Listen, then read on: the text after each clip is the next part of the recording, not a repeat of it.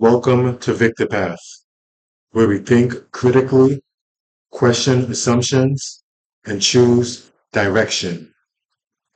Today, I want to talk about something that affects every one of us.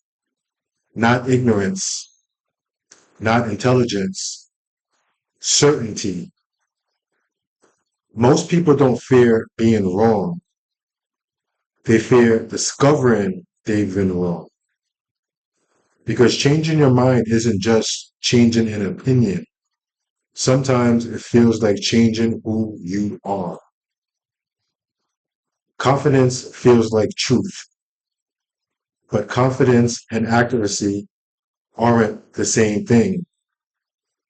History is full of intelligent, confident people who were completely mistaken. The question isn't whether you've been wrong. The question is, how willing are you to discover it?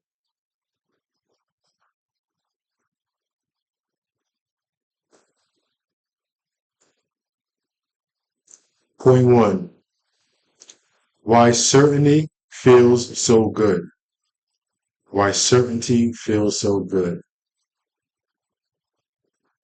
A lot of the times when somebody says something to you and they say it in a tone of certainty, it feels good. It feels comforting. It feels that person knows what they're talking about. There's very few of us that are going to take a step back and question the source of the statement. And it's very important. It don't matter how much you know the person, how much you trust the person, how much in the past they may have shown tendencies to tell the truth. Because oftentimes that is the way how people get away with the most effective lies. They have strategically told you a pattern of truths. So it lowers your guard to always think that that person will tell you the truth. And then, whoop, they slip in and tell you a lie, tell you a lie. But then they'll give you patterns of truth, but then a lie here, a lie there. And then eventually it might become more potent. But you have lowered your guard. You told yourself that this person is truthful all the time, where you can't trust anybody full time. And it's not always deliberately. Sometimes it's accidental. Some accidental. Sometimes is they don't have all the information. They might seem like they have all the information, but they don't. So certainty feels good. Being certain feels safe. It reduces anxiety. Being certain reduces the illusion of control. It reduces the illusion of control. Being certain. Sorry, it gives us the illusion of control. Sorry. It gives us the illusion of control. It helps us make quick decisions. So that's why certainty feels comforting when it's false. Those are some of the reasons why it feels good when it's false, because it is just it makes us feel good. It like it's an overall good feeling. But that's how you get manipulated. That's how you get lied to, by relying on how you feel. Once you give in too much to how you feel, it opens the door up for you to be manipulated and lied to. And I'm one of the people that I more blame the person that's lied to than to blame the liar. Like, if I don't want to, nobody can lie to me if I don't want to. Now, it's strategic sometimes to allow people to think they can manipulate you and lie to you to see where they're going or what direction they're going, what their end game is. But I have enough knowledge at this stage of my life that if I don't want to, nobody's going to lie. I could choose to pretend like I believe it, but they're not going to really get away with lies. You know what I mean? Our brains often prefer confidence over uncertainty because uncertainty requires effort. This is very important. Uncertainty requires you to learn more, to be certain. And not many of us want to do that. We're comfortable with relying on someone that's certain. And you know where this is transparent too? It's in investing. In investing, because you're instead of learning investing, which is you're uncertain. So you want to be certain about, okay, what should I put my money in here? What should I put my money in there? What should I put my money there? How should I invest this? What like boom, boom, boom. Most people are more willing to, okay, that financial advisor there, that financial advisor there. Who sounds more certain? Who sounds like they know what they're talking about? Now, they might not even know what they're talking about, or they might have a failed history of clients, but at least they know what they're talking about. And I trust them because they sound like they know what I'm talking about. So, I mean, Robert Kiyosaki, Rich Dad, Poor Dad, Cash Flow Quadrant, he talks about this all the time. Especially in investing, and I'm not giving financial advice, by the way, but especially in investing, it's something very important for you to learn for yourself as opposed to putting it in somebody else's hands. Now, you can have aspects of your investments that you put into other entities' hands, but overall, in a significant part of your investments should be what you learn about it yourself, and then you take it apart. So the problem is that reality doesn't the problem is that reality doesn't reward confidence. Reality rewards accuracy. So society rewards confidence. If you look confident, like women, people, oh, look at that person. Look at that illusion. Ooh. Like I talk about the chimera things, then you're drawn in with the illusion. But in reality, confidence is not rewarded by reality. Accuracy, what's true. Point two, why beliefs become identity. When beliefs become identity. Some beliefs become part of who we think we are. And this could be political, it could be religion, it could be relationships, it could be career choices, it could be personal opinions. You know, either way, when somebody challenges those beliefs, it could feel like this challenging us. And I've talked about this plenty of times in this previous episodes. This is a reoccurring theme. When somebody challenges our beliefs, it feels like they're challenging us. And that's because you're too attached to those beliefs as true, because you need certainty to be comfortable. Why do you need to be comfortable? Think about it.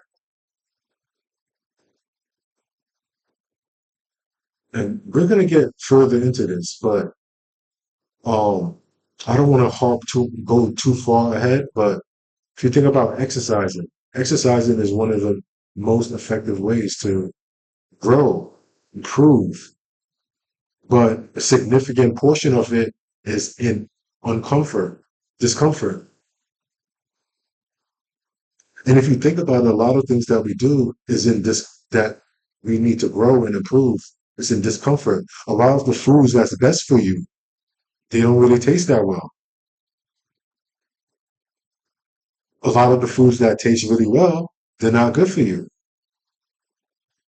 So we have to have that in us that we are willing to embrace discomfort. We are willing to accept what doesn't feel good in the moment. Um, that's why people sometimes defend ideas, but they secretly doubt it. People defend ideas and secretly doubt it. Changing your mind can feel like losing a piece of your identity, but you have to think about this. Maybe growth isn't losing yourself. Maybe growth isn't losing yourself. Maybe it's discovering yourself. So, do you want to grow, taking the path of uncertainty, or do you want to stay where you're at or lose yourself in the path of certainty? Point three, confirmation bias. Confirmation bias is one of the strongest forces in human psychology.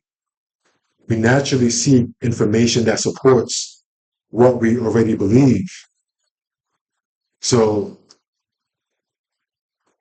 in general, when we're seeking information, we're already going to have a bias of seeking information that aligns with what we believe. That's why it's very responsible. If you want to have a strong, credible, accurate argument, thesis, whatever, you have to, as a in conjunction with getting information that you agree with, get information that you disagree with, so you could give the audience or whoever you intend to share your information with the the the opportunity to see, to pick, to have like at least the argument from both sides, so they could come to their conclusions.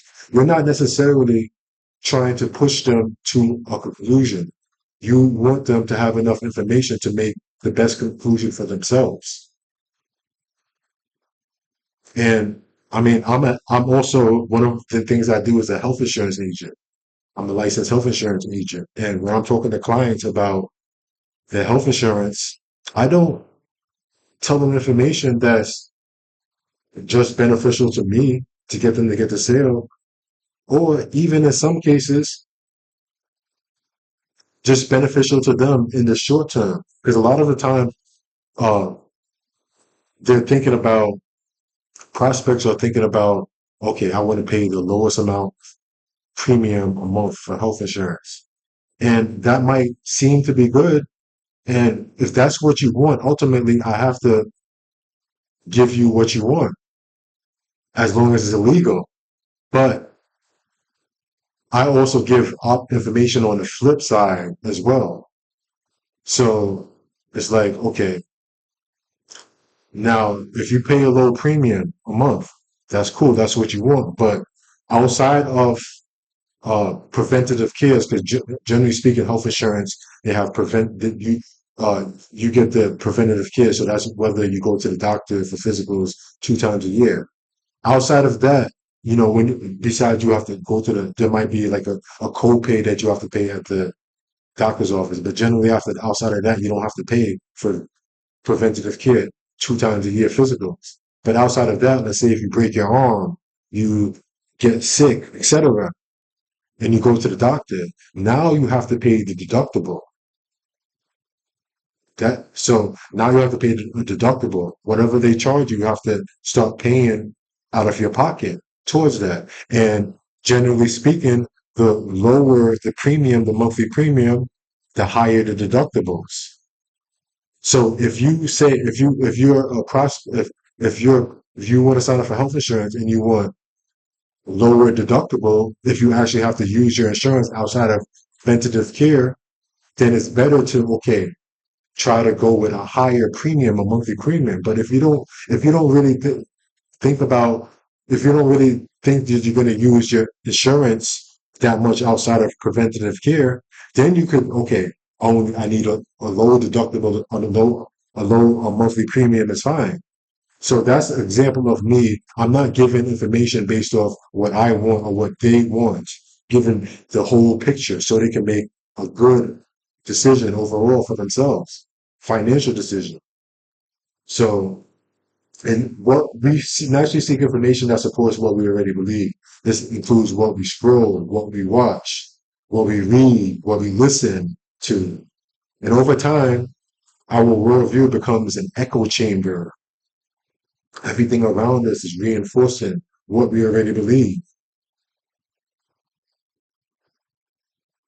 So we have to be aware of your confirmation bias. You can't just only be seeking out things that you agree with, that you like.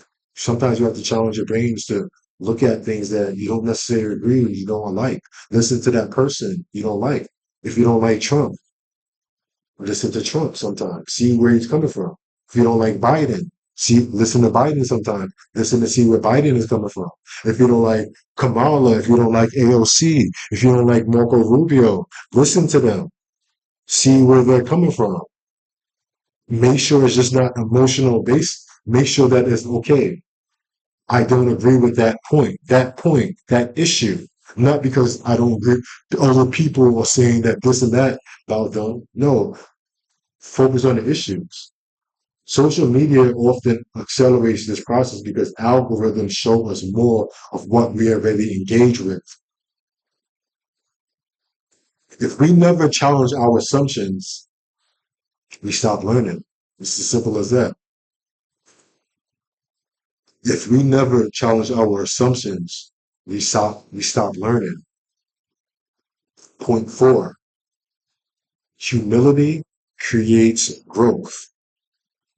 You want to grow, you have to be humble. And it doesn't mean necessarily outward performative humble to people. No, just be humble. Acknowledge when you could be wrong. Humility isn't thinking less of yourself. It's recognizing that no one has perfect knowledge. No one has perfect knowledge, not even you. You don't know it all. Now, we're blessed to be in the age of the internet and AI where we have access to instant tailored information.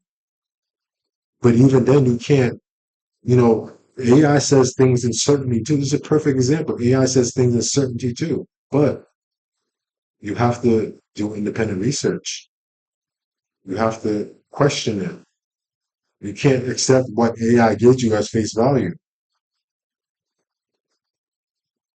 Sometimes it could be in the way how you communicate the prompt to AI, and sometimes it doesn't, it's giving you information in a way that the model is designed to.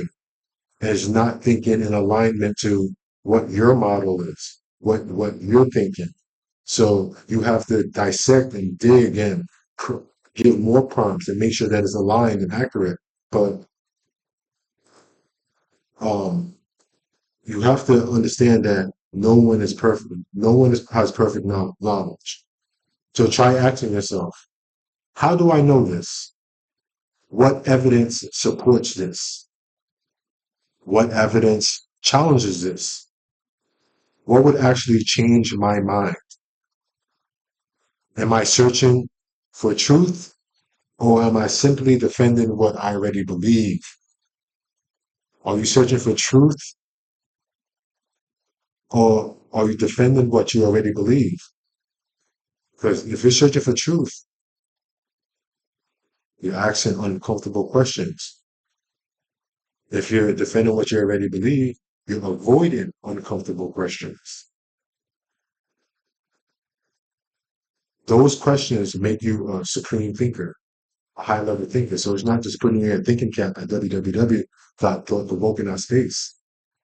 It's asking questions, thinking big. And I always talk about the thinking cap and thinking, and then, the opposite of that is really feeling, just feeling. And both have this role in society. I think as far as decision making, of course, thinking is far supreme, but feeling has its place too, because thinking can become too radical, and you have to consider emotions and how people will react to it. And one thing that thinking and emotions have in common is action. They all both could end up in action, and that's very important. Action. What action will you take to get to the next level? And thinking is by far the better leader of that path. Now, emotions come here and there, and it's okay to have feelings and emotions and consider feelings and emotions here and there. You don't want to be perceived as tyrannical, but thinking is what leads. But either way, feelings or thinking, feelings you should avoid taking action based on feelings because this is likely going to be a bad decision. Thinking, you could make the decision more likely, but you shouldn't overthink. And of course, you shouldn't underthink, but you shouldn't overthink either way. You just get information, Boom, boom, boom. Okay. All right. I might make a mistake, but I have enough information to go through it. I'm just going to go. I'm at a good place. Point five. Curiosity is a strength. Curiosity is a strength. The smartest people aren't always the ones with the fastest answers. They're often the people asking better questions. Ask questions. If you're in a system that you can't ask questions, it's dogma. And you should reduce your availability to the system or eliminate it altogether. Curiosity keeps learning alive. Certainty can close the door. Curiosity keeps opening in it. The willingness to say, I might be wrong, isn't a weakness. It's intellectual strength. You have to be willing to say that I might be wrong. That's where earning this thinking cap, wearing this thinking cap at www.thought-provoking.space, that's when you earn it. You're not just putting it on. Curiosity. You said curiosity kills a cat. Okay.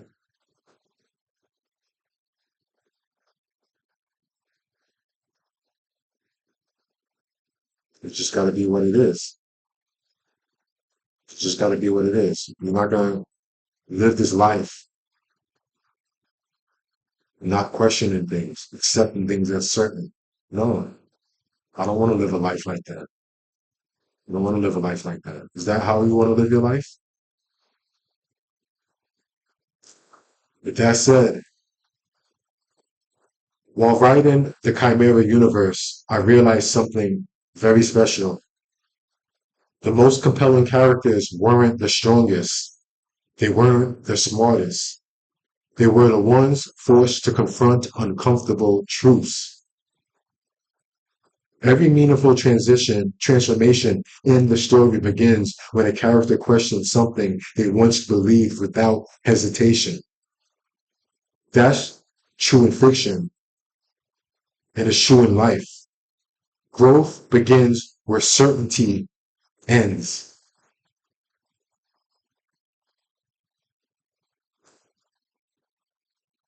Being confident isn't the goal. Being willing to learn is. You don't become wiser by never changing your mind. You become wiser by caring more about the truth than protecting your ego. The next time someone challenges one of your beliefs, don't immediately ask, how do I prove them wrong? Ask, what if there's something I haven't considered? That question can change your life because certainly can end a conversation, but curiosity can change a life. If you enjoyed this episode, like the video, subscribe to VictorPath, and let me know in the comments, what's one belief you've changed your mind about, and what caused that change? Until the next time, think critically, question assumptions, and choose direction.